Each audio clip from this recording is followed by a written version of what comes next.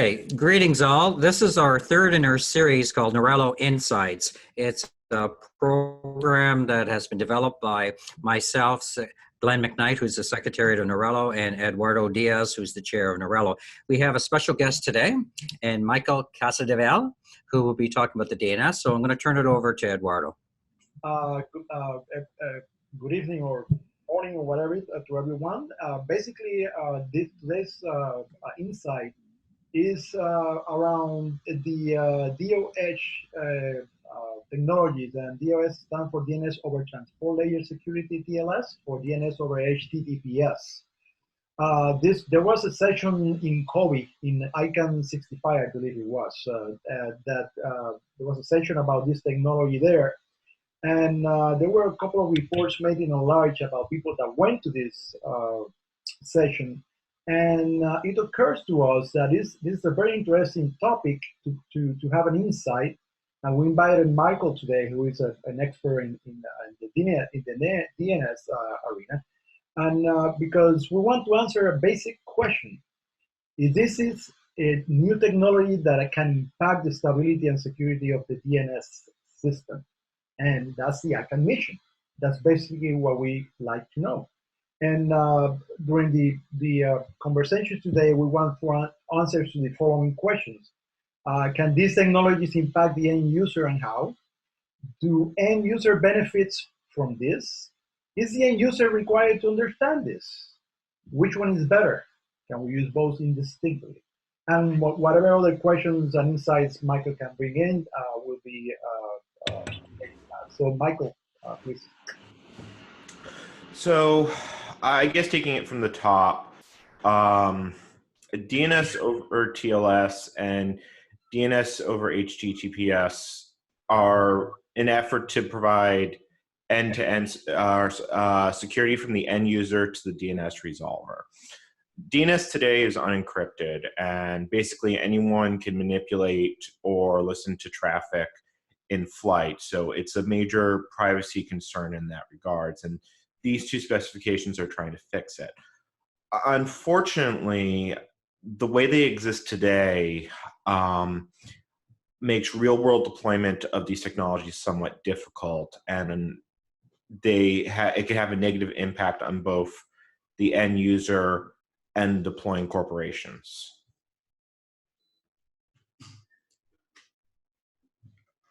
I lost the audio. Eduardo, you're still muted. I'm sorry.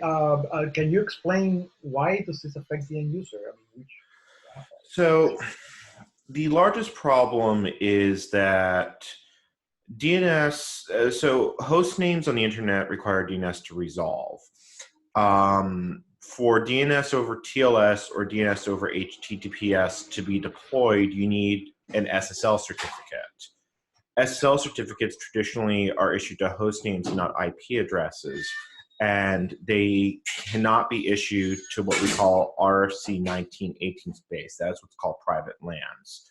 So you can't deploy this technology trivially within a corporate network or within a home network without setting up what's known as a private certificate of authority, and then that adds a lot of hoops.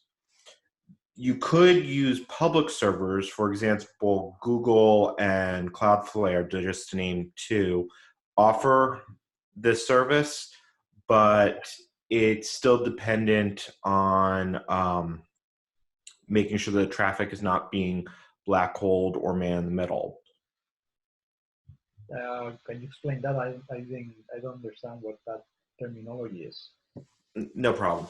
So because basically, because there's only a small number of public DNS resolvers, it is possible for a third-party actor to do what's known as a black hole, where they can force traffic to a given host to simply not go through and deny services. This is what's known as denial of service attacks. It's been used, it's also used in certain corporate networks to limit information going out. So, and then you're also required to take it, to trust these companies and hope that they are doing DNS correctly, on your behalf, the role of the recursive resolver. So it would allow corporation, if you use a public resolver, you're giving up a lot of privacy information to the company that runs that resolver. Okay, so it seems to me, for what you're saying, is that it doesn't only affect the end user in some sense, but it makes what I want to hear this. If I tell my mother to use this, is it something that she needs to know? Is it something that this happens magically in the background? Do you have to do something to make it happen? So as of this moment right now, the answer is yes. Firefox and I believe Chrome have this support built into it, but it's not enabled out of the box. Major operating systems, Windows, Mac OS X, and Linux, do not currently support DNS over TLS or DNS over HTTPS out of the box. You need additional third-party software to use it. Now, this will likely change over time as these standards are still very new, but it's not something that's just going to work magically out of the box, no configuration required as of this moment.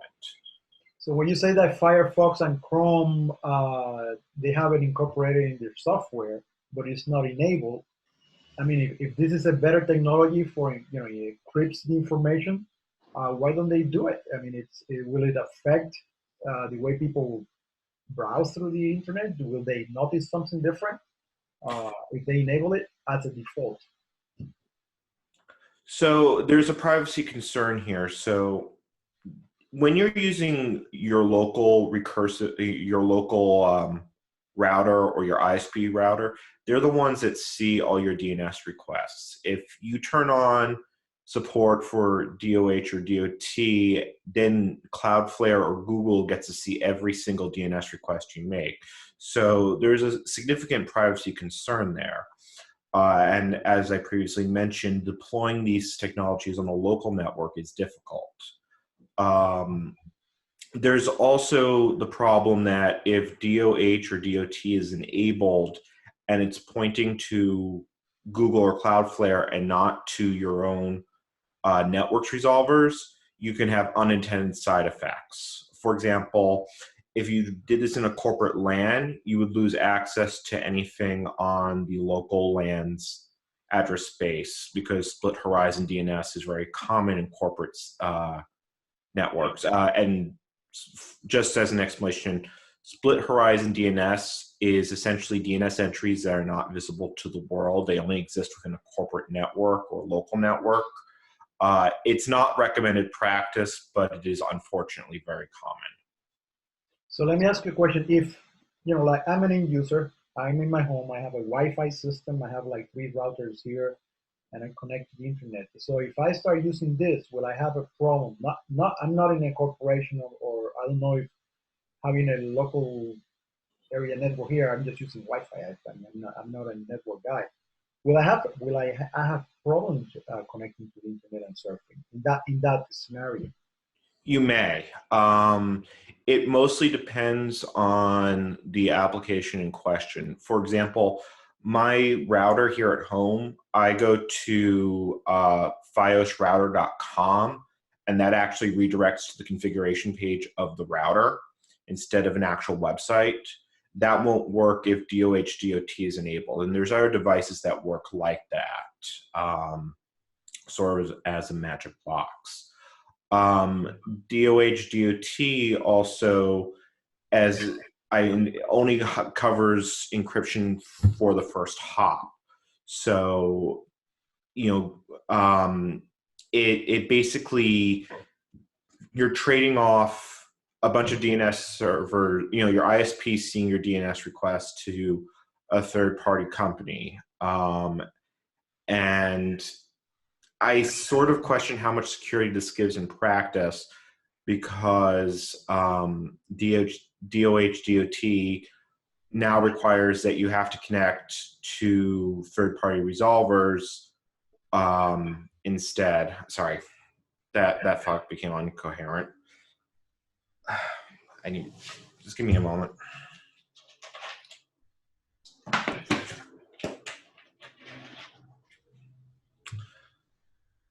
So to backstep, it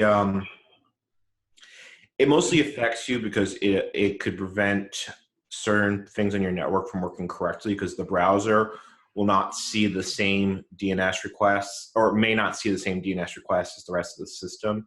This can affect things like universal plug and play, local multicast discovery, and other devices that basically work plug and play on a network. Okay, so from what I'm hearing, it definitely will affect the users somehow. If it's enabled. But in if all these hurdles are fixed somehow in the future, it really will benefit all of us because because of the fact that DNS is not encrypted at the moment, right? So it will be something to our benefits once we know we can use it to browse and do whatever we want to do in the internet.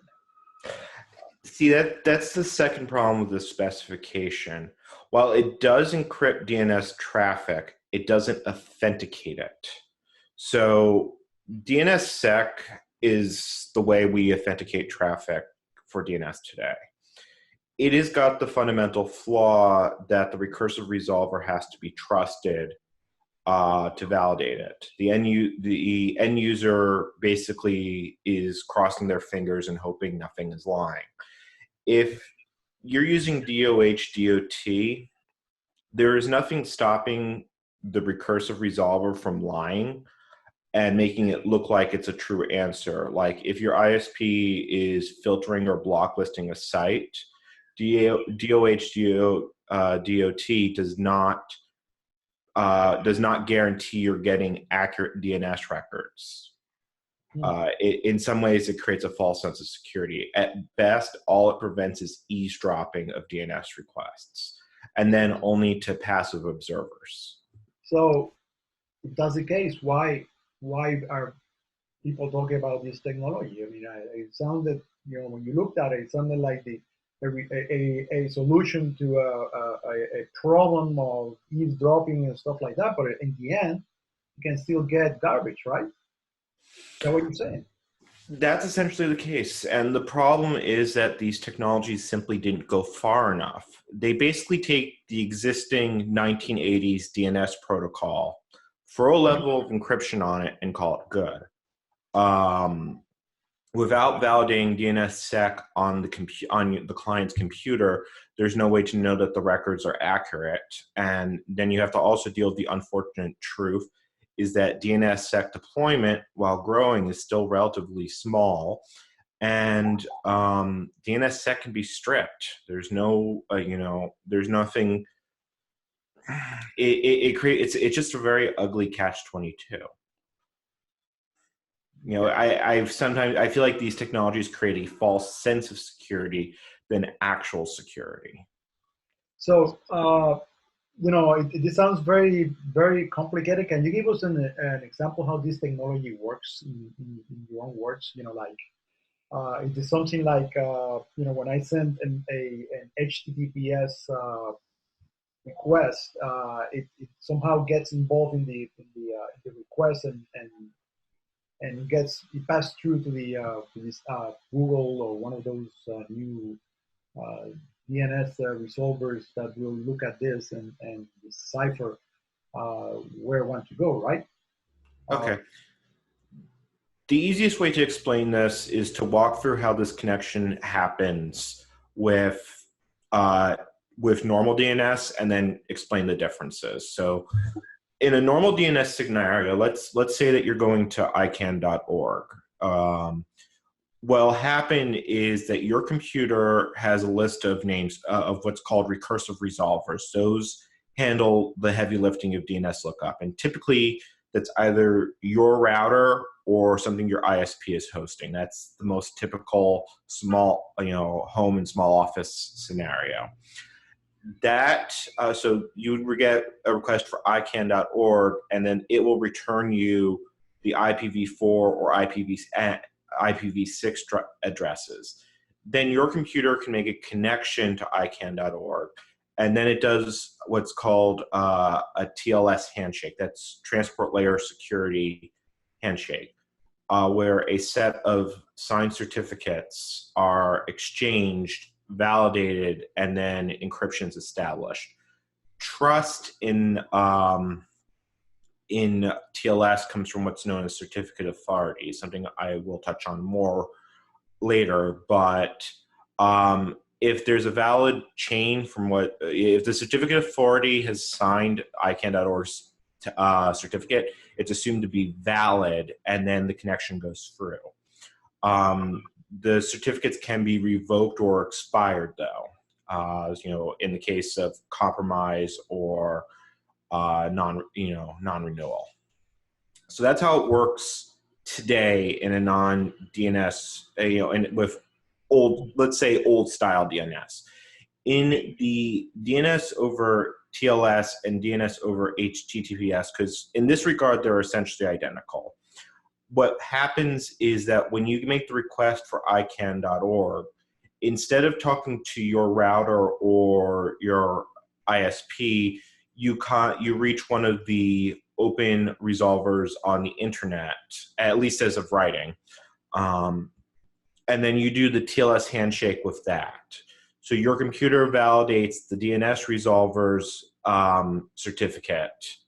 And then if that passes, it then it does a secure handshake, sends the DNS traffic there, gets it back, and then the second part happens identically. So that's more or less how it works in a nutshell.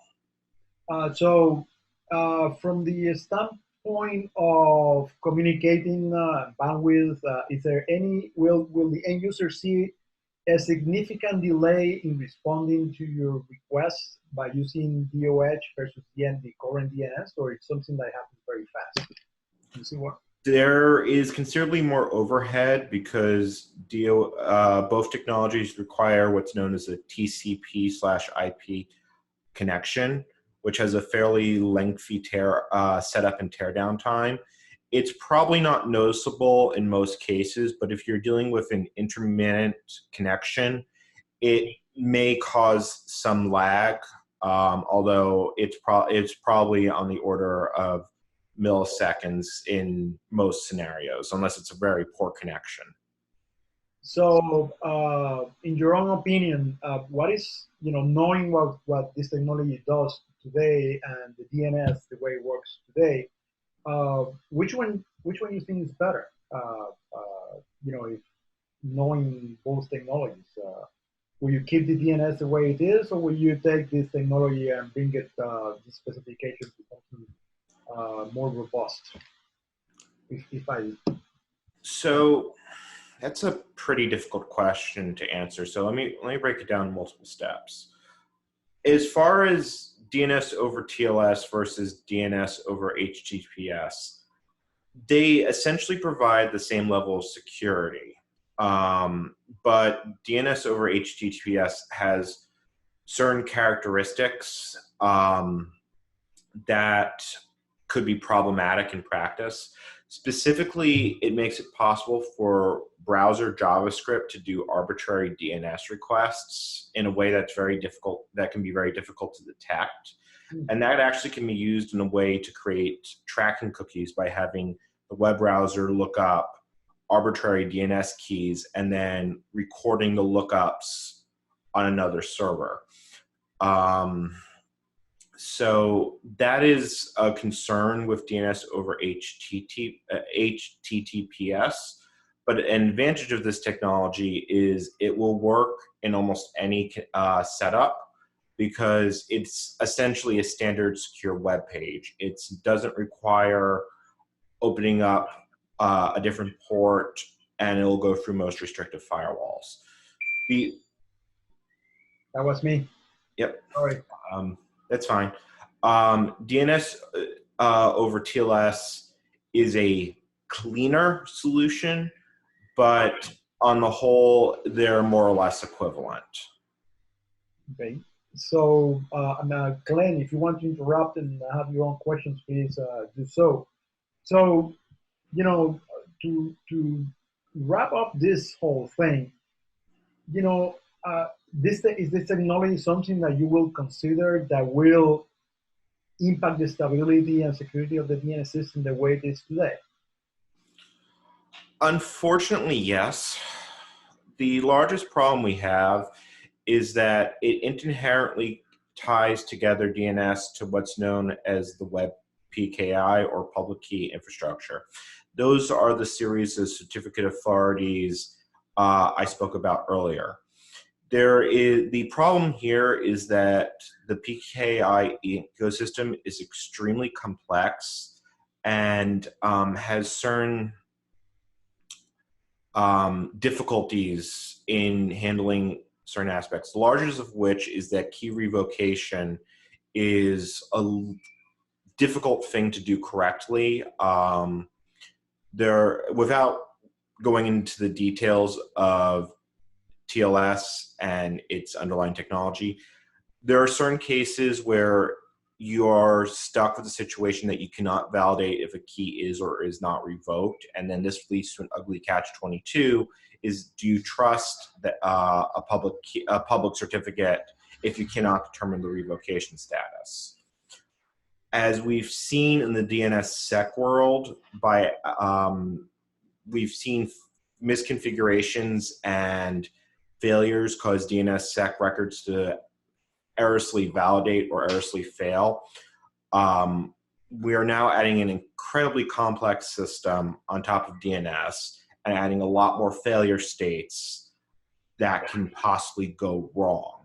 So in that regard, I do have concerns on the stability of DNS over TLS and DNS over HTTPS. Although on the flip side, I don't think there's a better alternative to this, and it may just be a cost that we have to accept if we want encrypted DNS in any form. So this is an hypothetical question. Let's say this technology gets more robust or what have you, and gets implemented in browsers. Will that make ICANN's remit disappear in some sense? I mean, or do we need to still keep the DNS running at the root level so this whole thing works? Do you have an opinion on that? In that hypothetical question. So these two technologies don't change how DNS works. It still requires that the root servers exist, that ICANN administers the DNSSEC KSK and all the quote unquote technical functions that ICANN performs for the root servers. Where it makes things a little bit more difficult is if use of DNS over TLS and DNS over HTTPS extends to the top level domains and to the root servers, because there is a valid argument for deploying those technologies at that level. But then you've got you have to determine what certificate authorities are going to be allowed for this. Is ICANN going to run its own certificate authority? It may very well could end up in a ugly rabbit hole where ICANN either has to extend its remit or has to extend its policy if this technology ever extends beyond the recursive resolver to the authoritative name server or to the root zone. Okay, Glenn, if you have any question, I'll wrap it up. This is quite intriguing, and I have to go back to the ICANN Learn to See what materials are there to complement what you're saying. Going beyond ICANN, the other alphabet soup, the ISOCs of the world, the IETFs or ARINs, all those organizations that are deeply involved, are they committed to education, or what are they doing in order to assist people to try to grapple and come to grips with this issue? And the other part of this is, what can the end users or NARALO and at-large community members, what can they do in order to bring themselves up to speed on this for themselves as well as their communities? As far as our Aaron goes, it's not in their remit because they operate on a level below DNS because they're dealing with IP numbers directly. I'm not familiar with any material coming out of ISOC, although that's not to say there isn't. These technologies only recently got out of the drafting stage at the IETF. So aside from the experimental test servers and there's very little on it in the real world as of right now. Now, I have a series of slides and talking about them more in depth that I'm happy to place under Creative Commons as educational. But the large problem to deal here with is that to understand DNS over TLS and DNS over HTTPS, you also have to understand Web PKI, which drastically increases the learning curve here because now you have to go down the rabbit hole of secure certificate authorities, revocation, key rotation. Basically, if you thought DNSSEC into the KSK was complicated, this is an entirely additional level of complication and three-letter acronyms everywhere.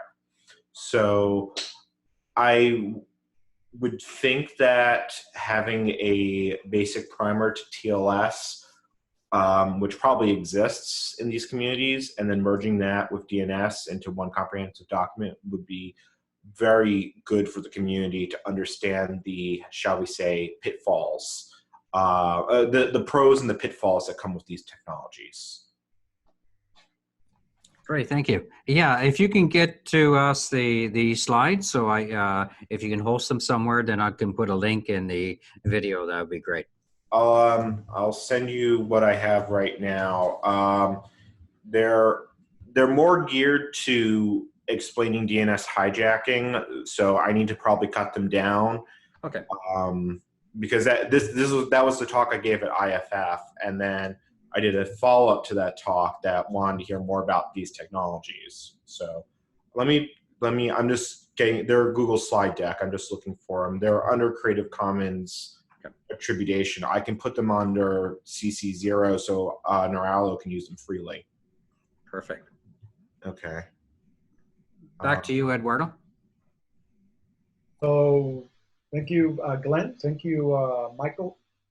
This, I think, we got all the answers to the questions that we had. I think this insight will help people to understand what some of the issues are, especially from the end user part. And I'm pretty sure this insight will help open some of the discussion on it.